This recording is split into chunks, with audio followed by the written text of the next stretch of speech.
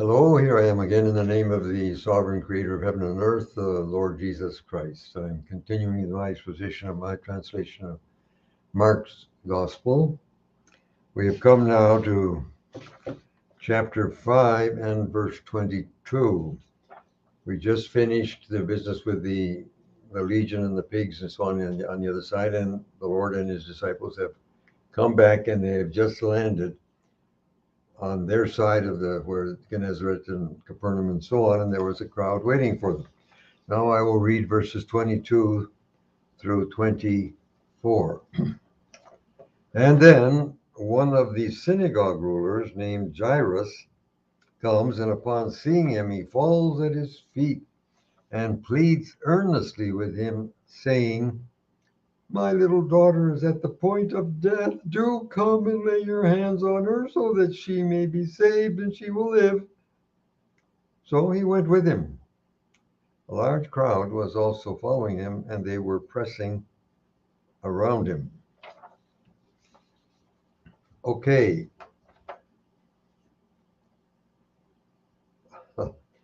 Jairus, the Lord came back at a good moment for Jairus. And so apparently he, not just Jairus, but people, they figured that there had to be physical contact. Jesus had to go and put his hand on the girl. That was in the father's head, it's happened more than once. It's not just the only case. The centurion knew better. That was another story. Now, at verse 25 here, we have the business of a woman who had been bleeding for 12 years. And I have a fairly detailed little article about this in the appendix. You have the third edition of my New Testament. It's number 4, called A Desperate Woman. And people have not always understood this situation. And I think it's important enough to take time to help you to understand just exactly what went on here. And I'm going to deal with the 3 parallel accounts. There are 3 accounts, Matthew, Mark, and Luke, each talk about this case. And I'm going to read those accounts. So I will read Mark here and not later on. We'll then move straight on to the dead girl. Okay. Matthew 9, 20 through 22. And then a woman who had been hemorrhaging for 12 years came from behind and touched the hem of his garment. For she kept saying to herself, "If only I may touch his garment, I will be healed."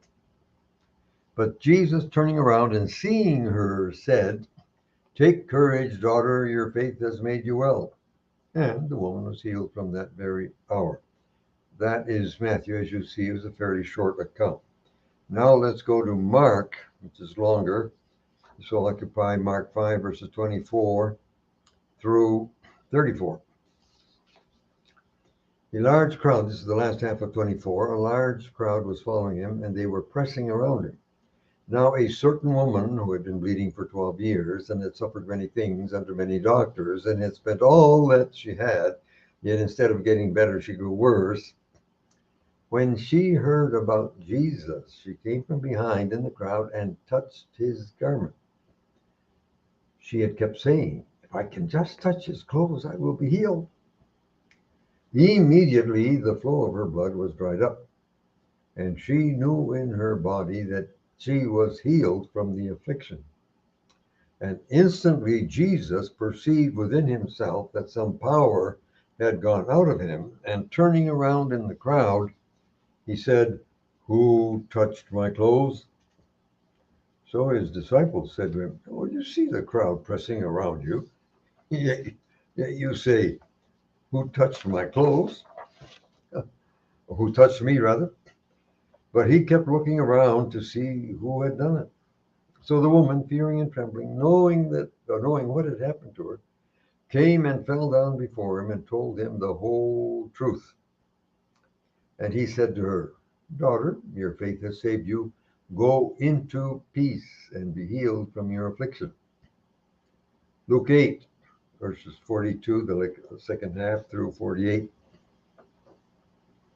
Now, as he was going, the crowds were pressing against him, and a woman suffering with a flow of blood for 12 years, who had spent her whole livelihood on physicians but could not be healed by any, approaching from behind, touched the border of his garment, and immediately the flow of her blood stopped. So Jesus said, "Who touched me?" When all denied it, Peter and those with him said, "Master, the people are pressing against you and crowding in, and you say, 'Who touched me?'" But Jesus said, "Someone did touch me, because I noticed power going out from me." Now, when the woman saw that she could not hide, she came trembling, and falling down before him, she told him in the presence of all the people the reason why she had touched him, and how she was healed immediately. So he said, "Courage, daughter, your faith has healed you. Go into peace." Okay, those are the three accounts. I want to now sort of move through it in chronological sequence to make sure we understand what happened. Here we have a moving account of faith, determination, and perseverance. And perhaps it'll have some practical lessons for us. My discussion will attempt to follow the actual sequence of events. Matthew's account is abbreviated, so I will depend mainly on the other two. Point one, the street was presumably not very wide, and both Mark and Luke inform us that it was filled with a crowd that was pressing around and against Jesus. Indeed, Mark 5:31 and Luke 8:45 reinforce the observation.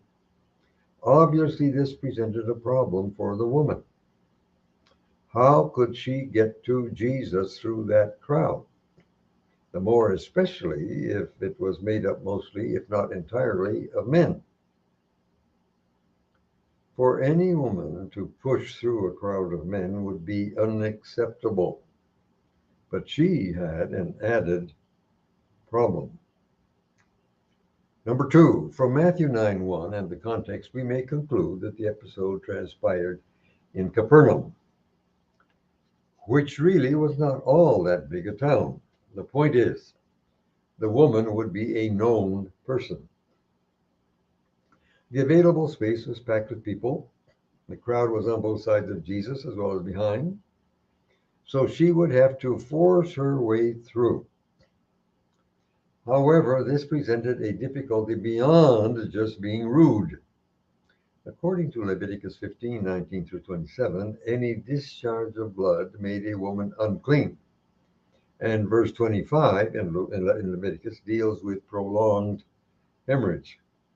Anyone who touched her or even her clothes became unclean as well. Unclean as ceremonially speaking. So everyone she touched on her way through the crowd became unclean just by that fact. Now she and her problem were well known. So the people she touched were not happy. She no doubt got plenty of dirty looks and maybe a few elbows as well as some choice expressions. It would have been easy to give up. But she kept repeating her expectation to herself to keep up her courage, and besides, she was desperate. So why was she desperate? Point three. She had been bleeding for 12 years and had suffered many things under many doctors. Spent all she had. Instead of getting better, getting worse. It's in Mark. In other words, she was at the end of her financial resources and also at the end of any medical hope. Mark almost seems to be accusing the doctor's malpractice. Luke, himself a doctor, is more cautious. And he says a woman suffering with a flow of blood who had spent her whole life with him, but they could not be healed by any. Luke doesn't want to accuse the doctors. But now going on, no wonder the woman was desperate. But then she heard about Jesus, Mark 5:27.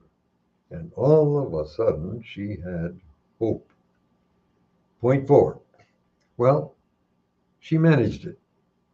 She wormed through the crowd and touched the hem of his garment. Immediately the flow of her blood was dried up, and she knew in her body that she was healed from the affliction. Note that all she had to do was touch. This sort of thing, people getting healed just by touching his clothes, happened repeatedly during the Lord's earthly ministry. So why did the Lord make a big deal out of it?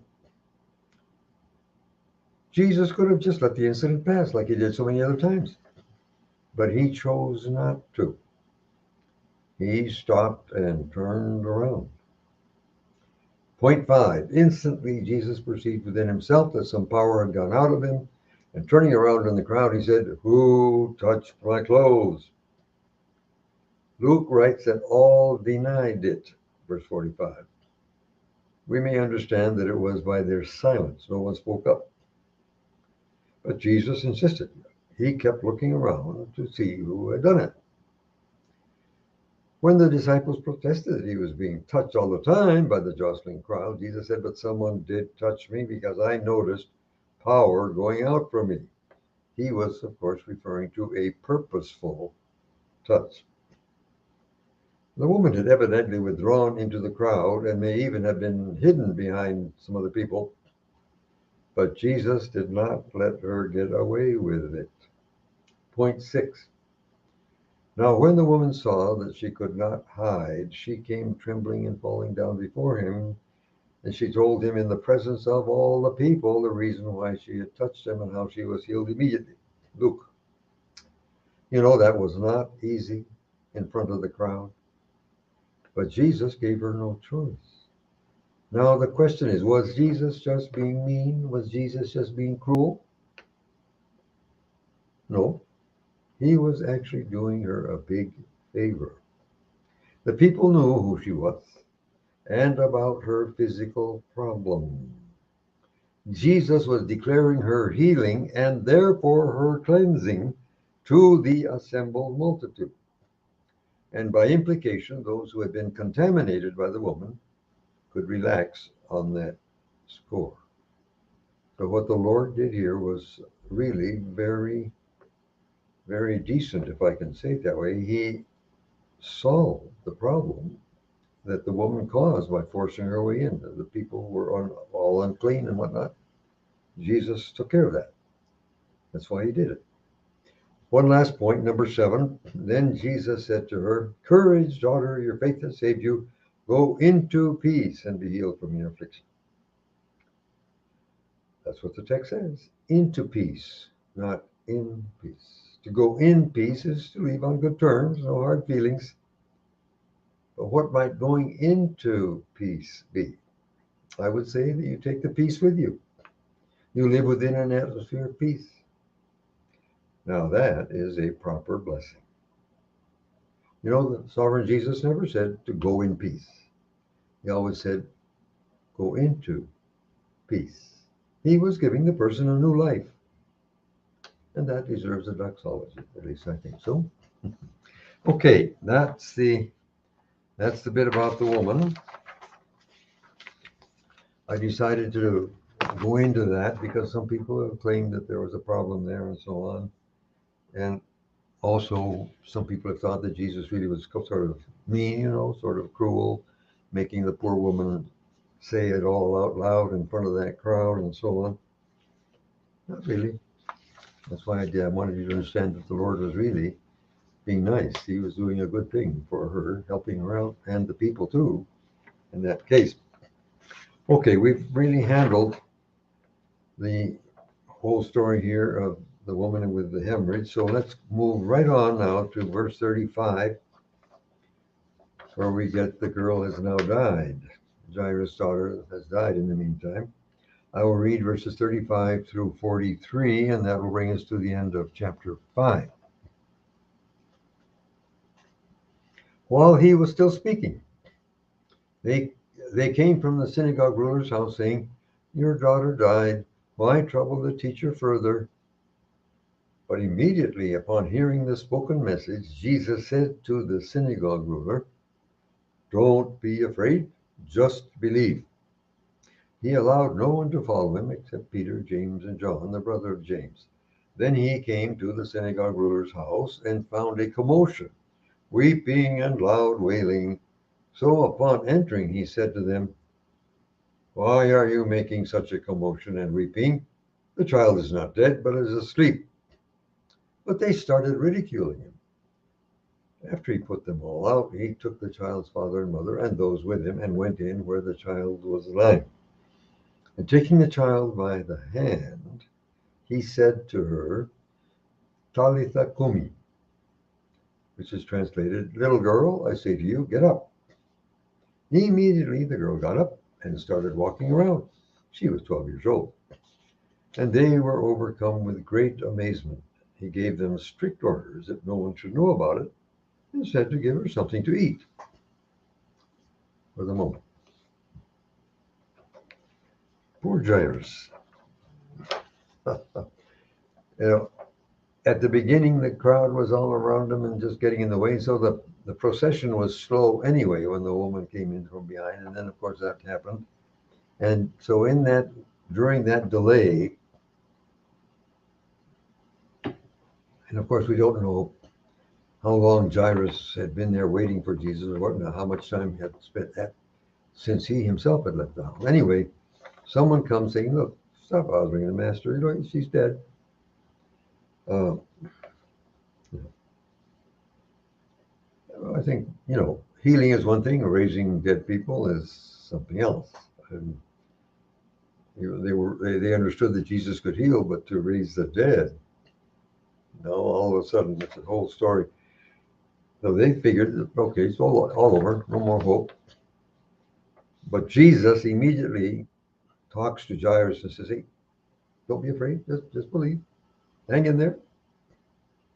Now at this point, he commands the crowd to stop. Stop. He just took Peter, James, and John, and of course the Father, and of course the messenger, so they could move fast. They could get right on and get to Jairus' house. Of course, the child is dead, and so now you've got the professional weepers there and carrying on, loud wailing. So Jesus goes in. He says, "Well, what's the big deal here? Why are you making such a noise? The child's not dead. She's asleep." They started ridiculing him. They knew she was dead. All right, the people knew she was dead, as in fact she was. She was dead. So they started ridiculing. "Who are you? What do you mean? Come on, we know she's dead." But he put them all out.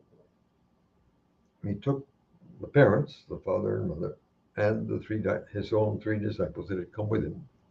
So that made 6 people go into the room where the corpse was, the dead girl. He grabs her by the hand and says, "Little girl, I say to you, get up." Whenever Jesus was going to raise someone from the dead, he was always specific. Otherwise, he'd just clean out the cemetery. He always said "you," or was the name, whatnot. But here, there weren't any other dead people around to raise right then. It was where the nearest cemetery was. But anyway, he says, "You, get up." She got up. 12 years old, walk around, no problem. Now, verse 43, I find to be curious. For me, okay, he gives them strict orders not to talk about it. Are you kidding? Besides, all those people that had been there carrying on, weeping, everyone knew that the girl had died. She was dead, and then the next day they're going to see her charging around, playing like always, 12 years old. You can't hide something like that. Come on. They weren't supposed to talk about it. And then he says to give her something to eat. Okay. Nothing like being practical, right? Okay. It had probably been just a little while since her last decent meal. All right. Anyway, that's what he said. He told them not to talk about it and to give her something to eat. Now we come to a visit to Nazareth. I will read verses 1 through 6 of chapter 6. Then he went out from there and came to his hometown, and his disciples followed him. And when the Sabbath came, he began to teach in the synagogue. And many who heard were astonished, saying, "Where did this man get these things? And what wisdom is this that is given to him? And such mighty works are being performed by his hands. Isn't this the carpenter, the son of Mary, and brother of James, Joseph, Judas, and Simon? And aren't his sisters here with us?" So they took offense at him. But Jesus said to them, "A prophet is not without honor except in his hometown, among his relatives, even in his own house." He could not do mighty work there, except that he laid his hands on a few sick people and healed them. And he marveled at their unbelief. Then he went about the villages in a circuit, teaching. For the moment,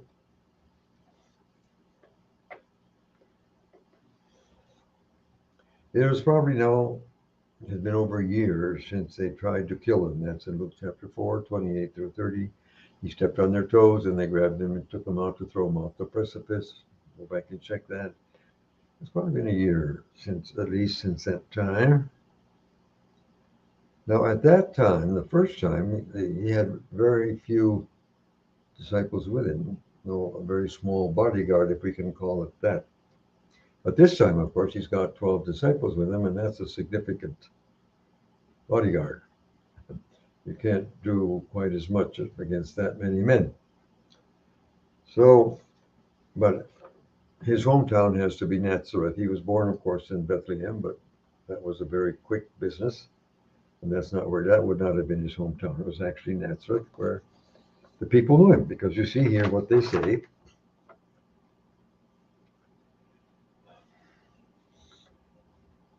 Verse 3, "Isn't this the carpenter?" They called Jesus the carpenter, and that's because Joseph had died. And we see that already.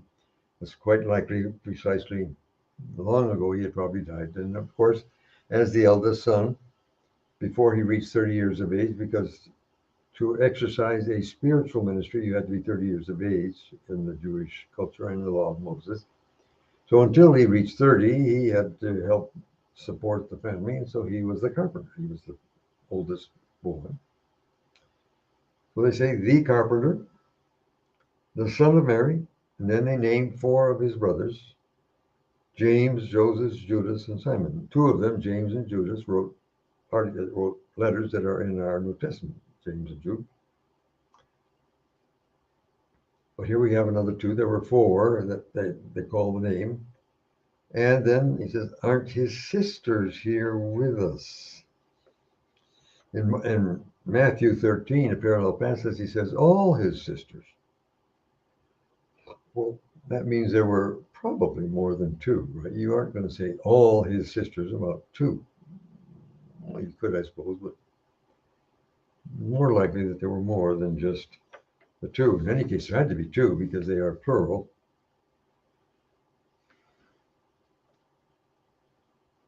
All those different statements there, where did this go? So it probably came from different people, three different statements.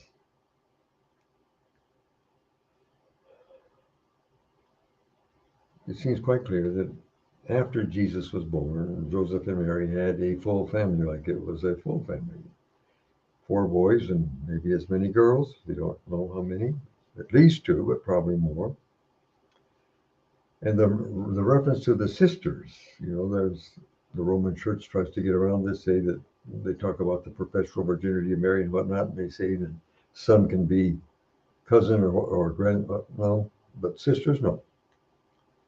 No, not the sisters. So these were actually the children of Joseph and Mary.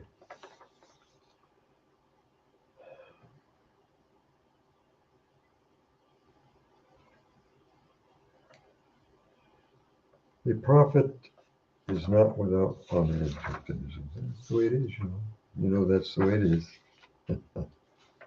As a matter of fact, if you'll see in John chapter 7, verses 3 through 5, his brothers did not believe in him till after his resurrection. But up until then,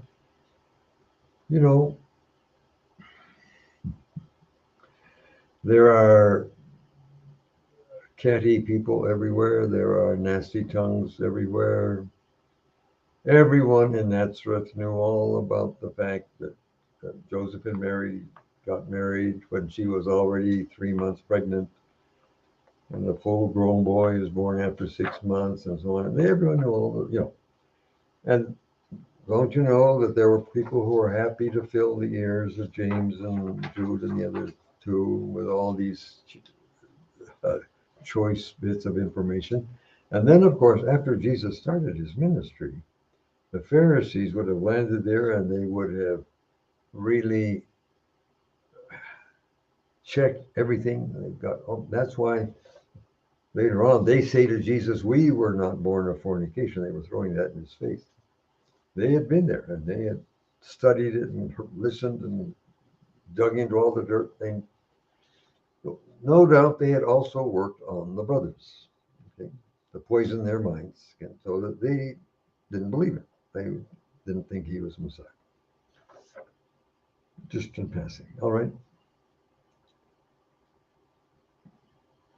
So he didn't do much there. Unbelief. Then he goes out on a teaching circuit. Now we come to the 12, verses 7 through 13. Then he summoned the 12 and began to send them out two by two, giving them authority over the unclean spirits as he did so. And he commanded them to take nothing for the road except just a staff, no knapsack, no bread, no coin in the belt, but to wear sandals, not put on two tunics. And he said to them, "Whenever you enter a house, stay there until you depart from that place. And whoever will not receive you nor hear you as you depart from there, shake off the dust that is under your feet as a testimony against them. Assuredly, I say to you, it will be more tolerable for Sodom and Gomorrah on Judgment Day than for that city." End quote. So they went out and started preaching that people should repent. And they were casting out many demons and anointing with oil and healing many who were sick. For the moment.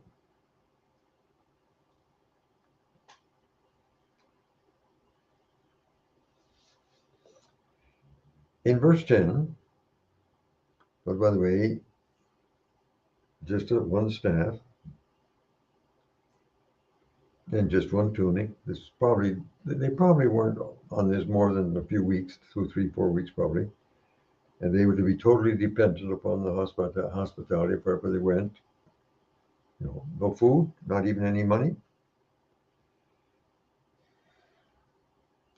But in verse 10 it says, "And he said," the verb here is imperfect. In other words, he kept on saying it. So he may have repeated it to each pair. He may have just kept on saying it, but to each pair. He said, "Okay, you guys, you go here, and you guys, you go there," and so on. Probably he sent them to specific places. Notice they were not to go looking around for the better place to stay.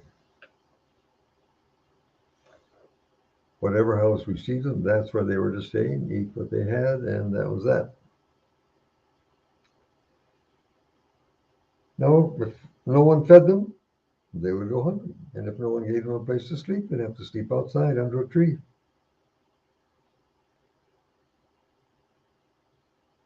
How many of us would obey under such circumstances? Huh? Jesus said that to us. Would we do that? It was, of course, only for a limited time. As a matter of fact, you may recall that in the upper room the last night, he asked, "When you did that, did you have any trouble? Did you go hungry?" He said, "No." Then Jesus changed the rules. He says, "Okay, now you take money, you take everything, and if you don't have a sword, buy one." Totally changed the picture. So that is not for us today. But if it were, it wasn't all that easy to obey those instructions, right? You were taking a chance. So what if no one gives you anything to eat? Oh dear. Hmm.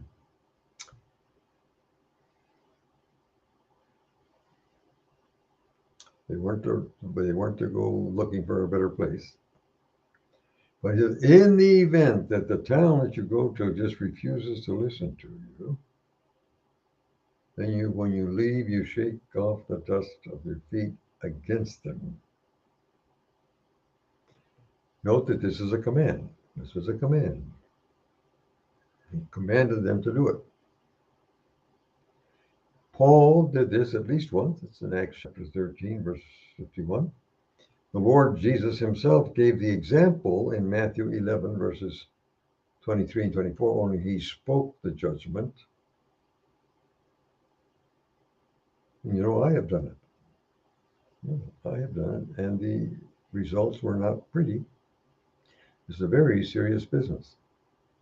We can do it still, but you better be careful when and how you do it, because the results are not pretty.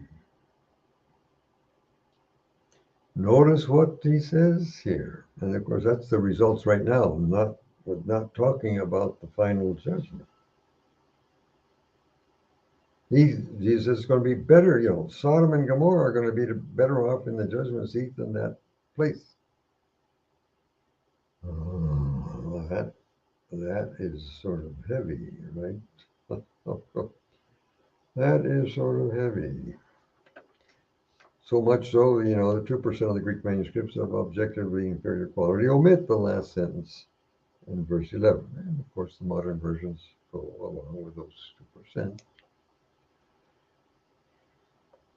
Well, so they go, and they did it.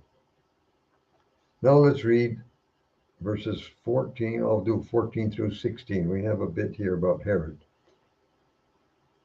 14 through 16. Now King Herod heard of him because his name had become well known. That's heard about Jesus. And he said, John the Baptizer has been raised from the dead, and that is why the powers are at work in him. Others said, he is Elijah. Still others said, he is a prophet like one of the prophets. But when Herod heard, he said, this is John whom I beheaded. He has been raised from the dead. I guess Herod had a bad conscience, a guilty conscience. Let's just look very quickly at Herod here. He says, that is why the powers are at work in him, verse 14.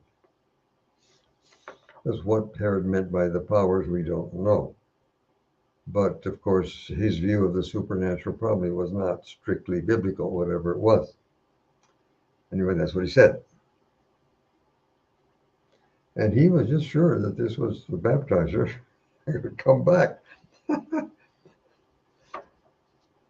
Probably because the circumstances of the baptizer's death probably haunted Herod for quite a while. That was, a pretty sad story, that. Now let's go on, though, and read the rest of it. This is going to go on for a bit. I'll read now 17 through 21. No, 20 for a start. 17 through 20. You see, Herod himself had ordered John arrested and bound him in prison on account of Herodias, his brother Philip's wife, because he had married her. John had kept saying to Herod, it isn't lawful for you to have your brother's wife. So Herodias nursed a grudge against him and wanted to kill him. But she couldn't, because Herod feared John and protected him, knowing him to be a just and holy man. And consulting him, he would do many things. Indeed, he would hear him with pleasure. As for the moment,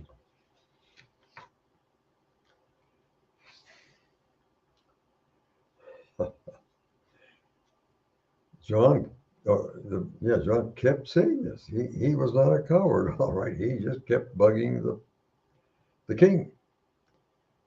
You know that in those days, especially at that social level, people didn't get married because of passionate love. They got married because of political convenience or money or what have we. And Herodias started out as Philip's wife, but she probably decided after a while that Herod had more to offer, and she was probably the main mover in moving over to Herod. Only she wasn't counting on having a vocal a conscience piping up all the time. And she didn't like it. She nursed a grudge against John. Wanted to keep killing him, but Herod wouldn't go along, at least not for a while. Now, verse 20 gives us something that we don't normally understand. It says, in consulting him, he would do many things. I here follow the best line of transmission, albeit representing only 20% of the Greek manuscripts. Consulting in the present tense and so on. Now, I have a little article about this, and I'm going to come back to it because people have used this to argue that we have a problem in the text because of parallel accounts. But I want to go on with the whole story, and then I'll come back. Okay, this is in the appendix. You can find it there, Herod and John. But I'm now going to go on with the story and come back to that. Got it? Verses 21 through 23. Then an opportune day came when, on his birthday, Herod gave a banquet for his courtiers, the military commanders, and the chief men of Galilee. When the daughter of Herodias herself came in and danced and pleased Herod and those reclining with him, the king said to the girl, "Ask me whatever you want, and I will give it to you." He even swore to her, "Whatever you may ask me, I will give you up to half of my kingdom."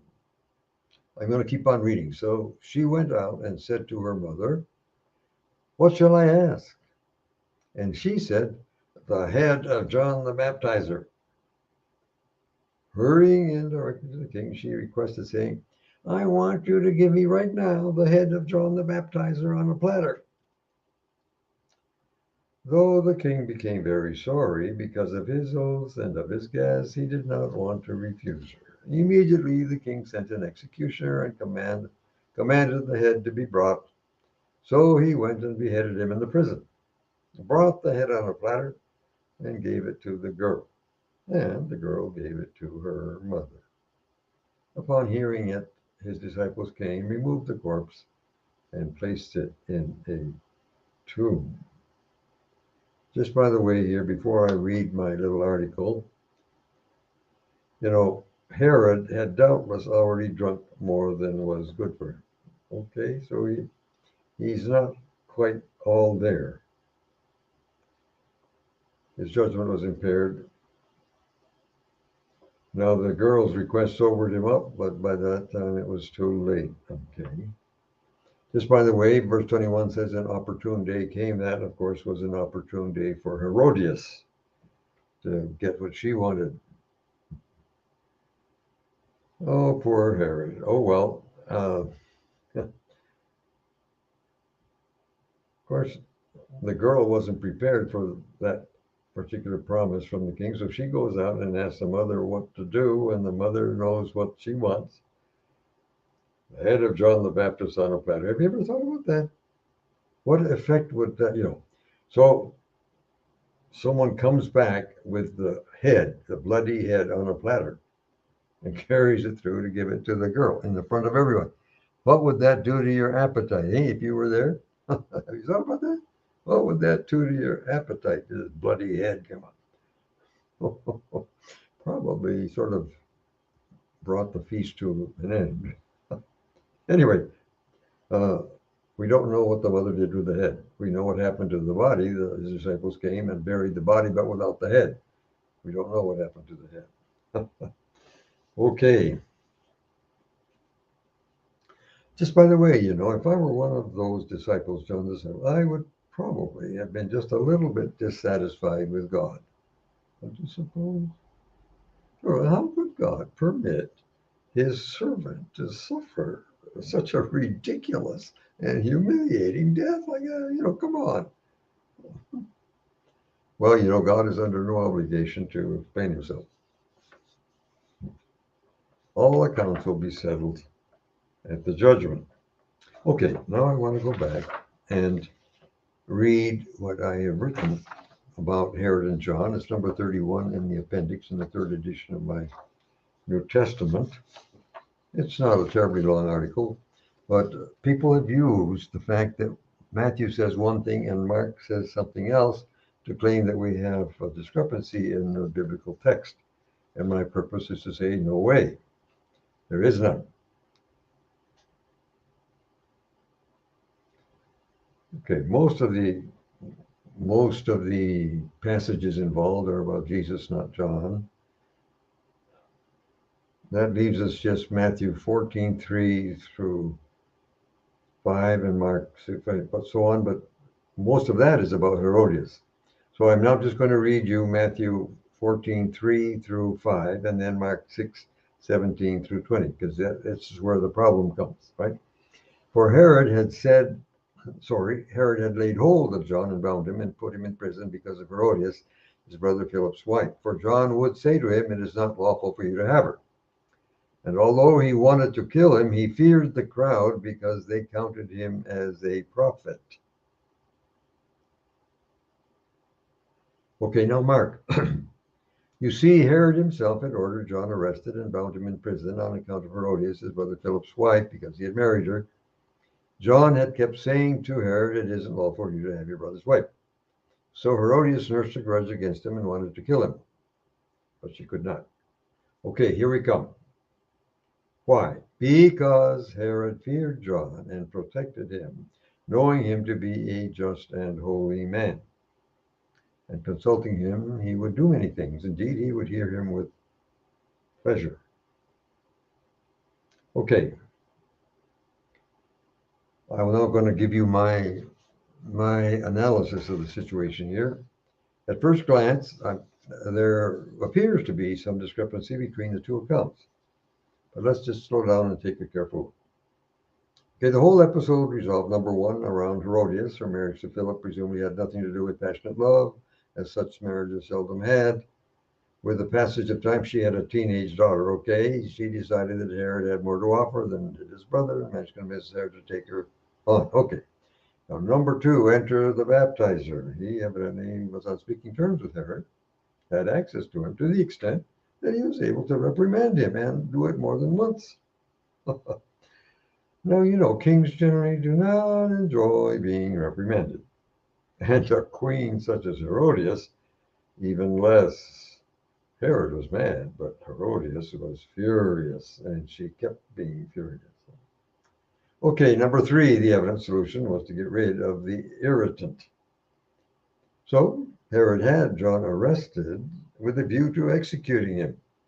But, you know, Herod was a puppet king under the dominion of Rome, and some attention needed to be given to public opinion. It was public opinion that put off the execution. Quote, he feared the crowd because they counted him as a prophet, end quote.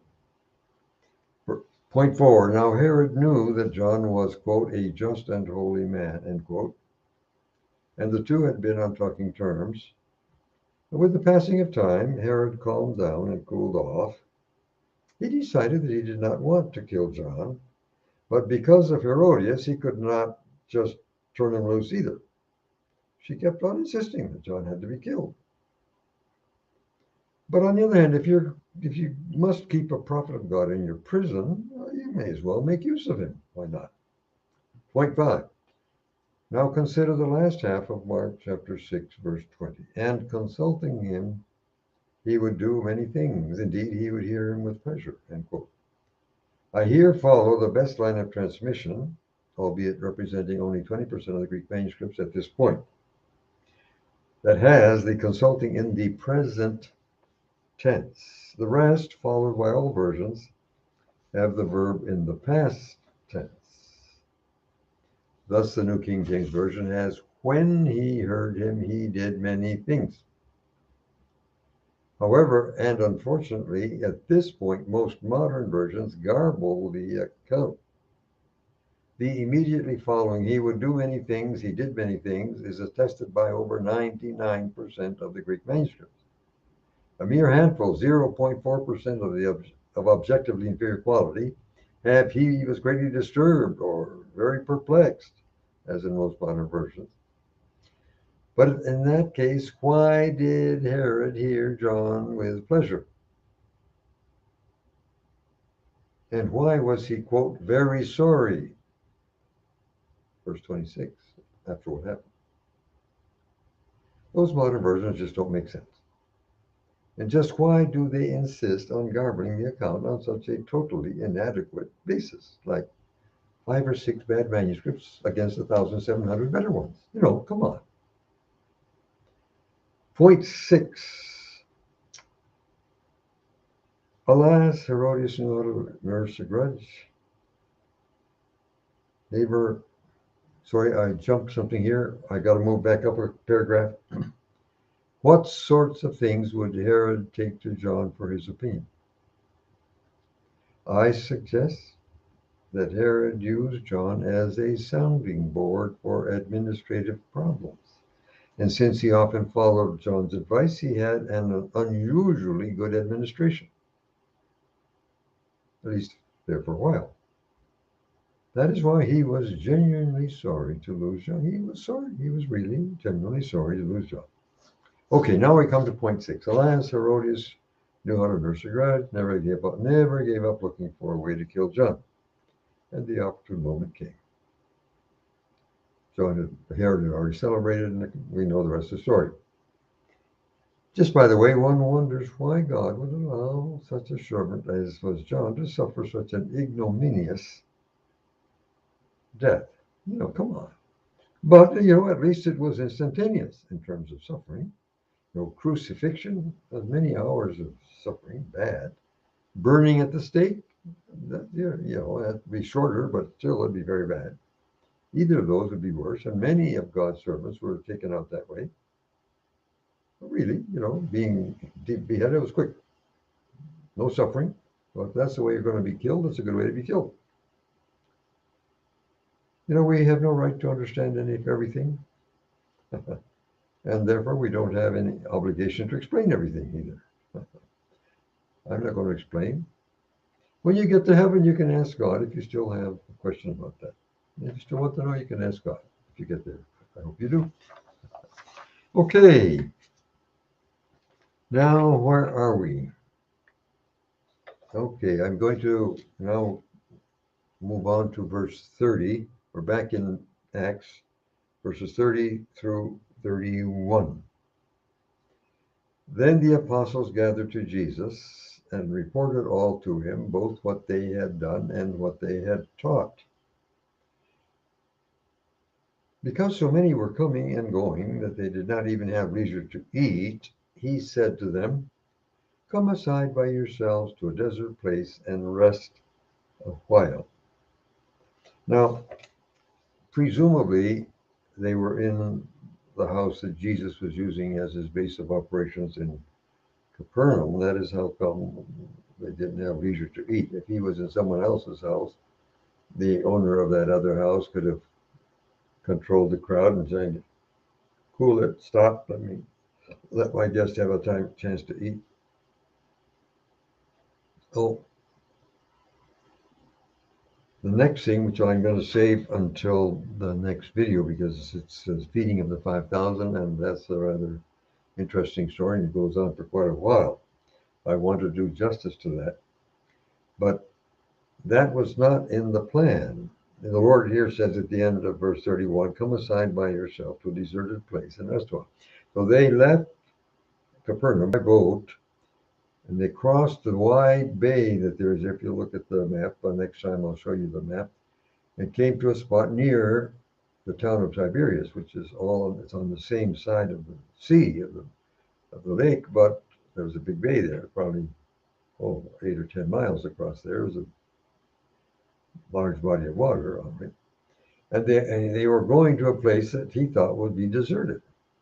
And it wasn't only a deserted spot, only the people saw him and they ran along the shore like in a marathon. And of course, some of the people that were in the better physical shape, a few people were there already when they arrived. And the other people kept coming. So finally, there were 5,000 men apart from women and children. So there may have been between 10 and 15,000 people altogether. Well, that's another story. But anyway, probably Jesus had heard about the baptizer and he wants to be alone with it and assimilate the news and maybe grieve a little bit and so on. Only the crowd didn't allow that to happen. But anyway, that's what he said here, okay? Let's go somewhere else and rest a while. We'll get that next video, God willing, so maybe we'll do that tomorrow. So thanks for watching, and God bless.